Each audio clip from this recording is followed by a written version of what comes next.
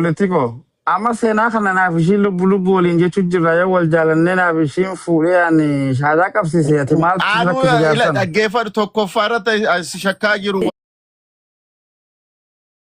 Shini samantaa shiitin. dhugaa rabbii Asli wanta sibiin kana galchu nuu murteeffata. anjala Nuu deddeemtee ila murteeffata. samoona kana ila torbee lama moo torba sadiidha kana ji'a tokko caaltu dhugaa rabbii anjala deemuu jalqabde ani si shakkaa jiru siidha dhugaa rabbii ani amala turumbaddu ani waggaa lamaaf waggaa sadii olittan wal beeka asirratti nama gargaaru irrattan beeka nama yeroo gorsuun beeka gorsa keenya keessa deemte waan goote hin beeku Samona kana mucayyoo walitti qabe ila dhaggeeffatu andeeme joonna raabu galgala ganama akka wanitti masqalatti fannifattee nagala teessee iyyuu qabu nama keessa wajjinamaa wajjinaasawan kunoka marati naasee fudhannee arbun deema barbaadu argita masqala kaawwattee as jala deemte ishini as jala deemte mirgashiitii garuu waliin dorsisa dhungachuu push gochuu hin jaalatu masqala godhatte argita waan dhaggeessanii miti amantii amantii du barbaada John waay nuti asaa jiru waay amantii miti gizee eega haati kabaree diyyannaan duuba kanaa deemte jedhe gola saati suuraa Dura fuula jijjiirra garuu aga sanitti mirga hin qabdu ati jijjiirra. amma hinaaffaa ishitti qabda malee ishee yaadditi miti laa hinaaffatti qabda inni bareeddi Baay'ee bareeddee teenya. Wanti ababaa teenya hin qoostamu ati. Ndee haa bareeddu kamaaree mandarree. Effachaa man ture. Ani dhimma amantii kanaa wal qabsiisee namni gir jedhu tokko na ajaa'iba. Seenaan nama tokko amantii barbaadde hordofuuf mirga guutuu qabdi. Yoo barbaadde 66 amanuu dandeessi yoo isheef ta'e isheef gale taanaan isheetti tole taanaan isheef ta'e taanaanis sirba 66 hojjechuu dandeessi. Ishee miidhaa isheetittiin jannata galaa isheetittiin gaannama galaa kara dandeessaniin bifa obbolummaadhaan namni immoo kuni kana suni sana jettanii gorsuu dandeessu jechuudha.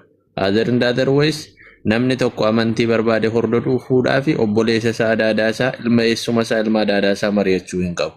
Siigalee amantiin dhugaa tokko naaf ta'eera amantiin kun naaf ta'eera yoo jette amantii keessa kaleessaa hordofta siin taane amantiin sun bakkatti gaaffisitti ta'e yookaanis immoo amantiin ati keessa turre sun sirrii akka hin taanetti amanta yoo ta'e immoo siif hin taane taanaan jijjiirrachuu mirga qabdi. Yoo barbaadde 66 amanuu dandeessa. Siigalee kun dhimma lubbuu keeti. Dhimma lubbuu irratti qalladuun immoo hin barbaachisu. Amantii jechuun dhimma jiraachuu dhabuu dhimma lubbuuti. Siigalee atis immoo raayyaatiin hojjechuun doesn't matter akka kootti rakkoo tokko hin qabu. Siigalee raayyaa nama nuti baay'ee jaallamnu nama nuti baay'ee kabajnu qabsaa'aadha inni dhimma amantii qofaa miti. Baay'een jaalladhaani raayyaa. Siigalee maaliif jennaani inni dhimma amantii qofa otoo hin taane qabsaa kaleessaati.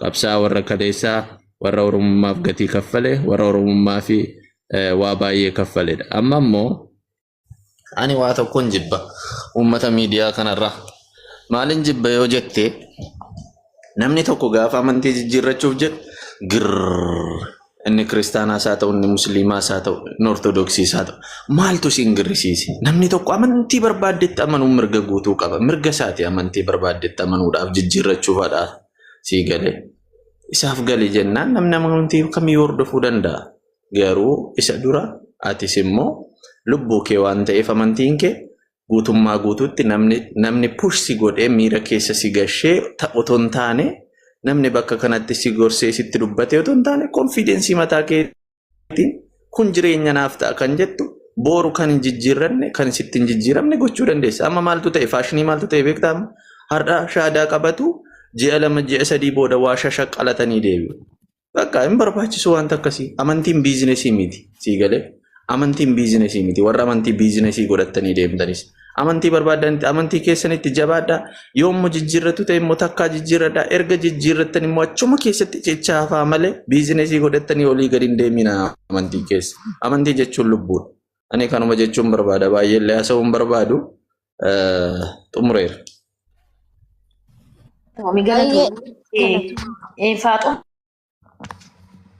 Dabaree manuu kenni mi'a haaluma takkitti qofa dubbaddaa dhugaa. nama namjattiin tun rakkoo narraa qabdi sila si seenaa. Anillee as keessan jira. Eega ganamaa jechuudha as keessa jira. Qoy qaata taa'ee dhaggeeffatu dabaree kee haga seetii haasaa jiru dhaggeeffataan jira lama farratti seene.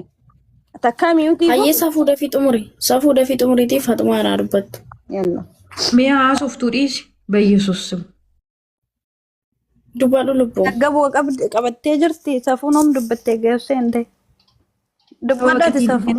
keessa turre dhugaa waaqayyoo dubbattee garuu duratti sa'aatii meeqa haasawaa turte hilaa dhaggeeffadhaa sanitti himnaa seenanii ganamallee as keessa sanitti himtee turte dhimma amantaa keessa mucayyoo hin galchina tokkoffaa warri faarsitanis warri habaartanis afaan qabadhaa amantaa isiniif ilaaltee miti kan ishiin itti amantee jechuudha.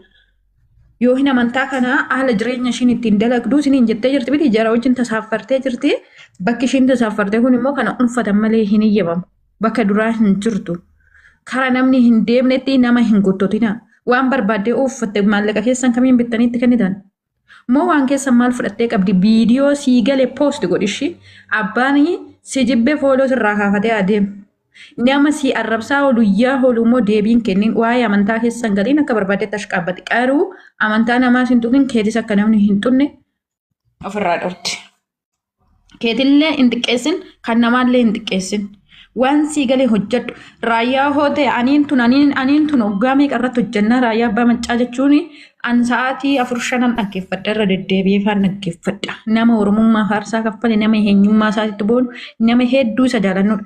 Ani kiristaana waan ta'eef isa jibbaa. Ani kiristaana waan ta'eef inni ishiida isaa dhaggeeffachuu jibbaa noo oromummaa oolmaa oromummaa nurraa qaba namni kun. Dhaggeeffachuufis dhiisuufis mirga qabna bilbilli kan ishiiti bittanii ittiin kennine yoo isin hin taane fooloo irraa kaafadhaa deema. Inta canaannaqina asirraa teessanii eega ganama. Isa si faarsuu isa harkatti hin kennin isa amantaatti si oofuu kee maariyaam kana uffatti maal kana uffatti dhaabi seenaa. Abbaan fedhe waan fedhe uffatu amantaa keessan galiin uffataa uffata barbaadde uffadhu viidiyoo kee immoo poost godhadhu. Kumaatame irra deddeebi. Hanga amantaa kiristaanaa hidhattee narrabsinetti hanga musliimaa narrabsinetti maaliif amantaatti gottottu mijayyoo? Ajanduma barbaaddusi. Namaaf ajandaan ta'in ajandaatti kenni malee. Kasii wacaa oolaa.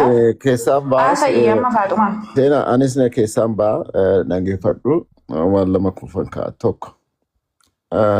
Bakka amantiin kan keetidha. Hundumtuu an jedhe sana amantiin kan keedha. Jala mureessitti ma.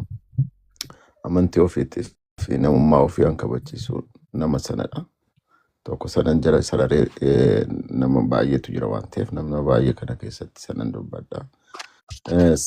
Abbaa amantii duraan qabdurraa bakka amantii biraa namni deemuu barbaadu yoo jiraate yoo xiqqaate amantiin duraan jiraattan keessa hin jirtu waan ta'eef jaalattaniit bareeddaniit miidhagdaniit ittiin guddattan waan ta'eef amantii musliimaa keessaa namni tokko amantii kiristaanaa yoo deeme wanti musliimatti irratu hin jiru. Amantii kiristaanaa keessaa immoo namni tokko musliima yoo deeme dhaqee yoo shaadaa qabate wanti kiristaanatti irratu hin jiru. Namni kamiyyuu kana bareechee beekuu qaba. Kan miidhu abbaasaa kan fayyadu abbaasaati. Girrisuun gaarii mitiin girrisiinaa yeroo gaarii qabaadha. Namni amantii barbaade hordofuu danda'a.